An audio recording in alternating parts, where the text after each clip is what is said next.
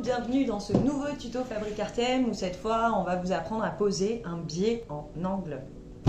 Donc technique pas trop compliquée et c'est parti.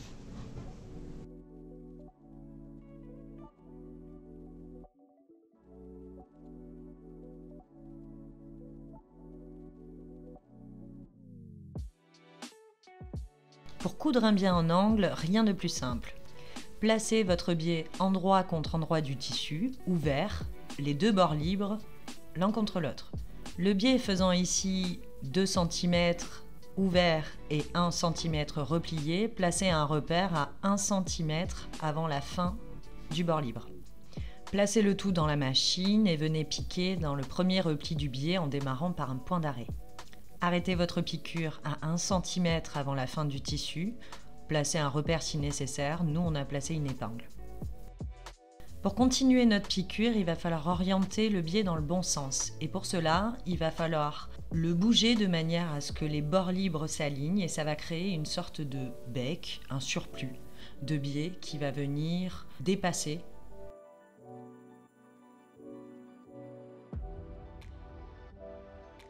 Et le but va être de faire démarrer sa couture là où on avait arrêté la précédente.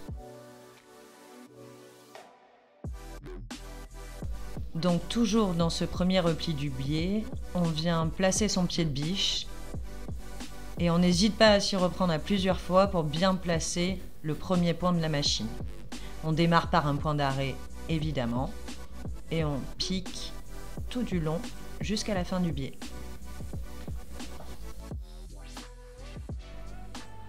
Une fois terminé, on n'hésite pas à couper les petits fils. Et sur l'envers, on peut constater que les deux piqûres se rejoignent. Maintenant, il va falloir orienter le biais vers l'extérieur et prendre en sandwich le bord libre du tissu. On commence par le premier côté, on place des épingles, en faisant toujours attention de bien couvrir la première piqûre d'assemblage avec le biais envers.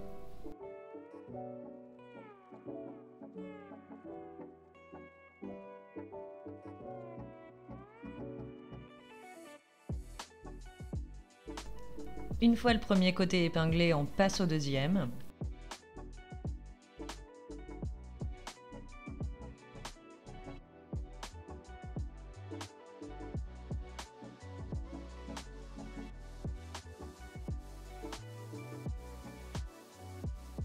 Et c'est sur le coin que ça va se corser un tout petit peu puisqu'il va falloir recréer l'angle.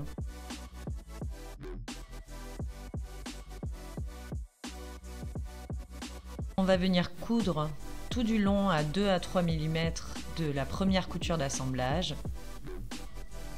Et au moment de tourner, on aura juste qu'à laisser planter son aiguille, lever son pied de biche et orienter le tissu dans le bon sens.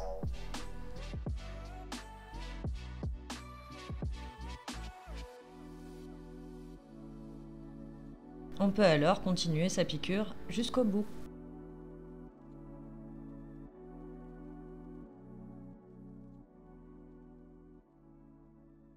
Et voilà, vous savez désormais poser un biais en angle. Et vous voyez, c'est pas si compliqué. On espère que ce petit tuto vous a plu. N'hésitez pas à vous abonner et à liker. On vous retrouve très vite pour de nouvelles aventures.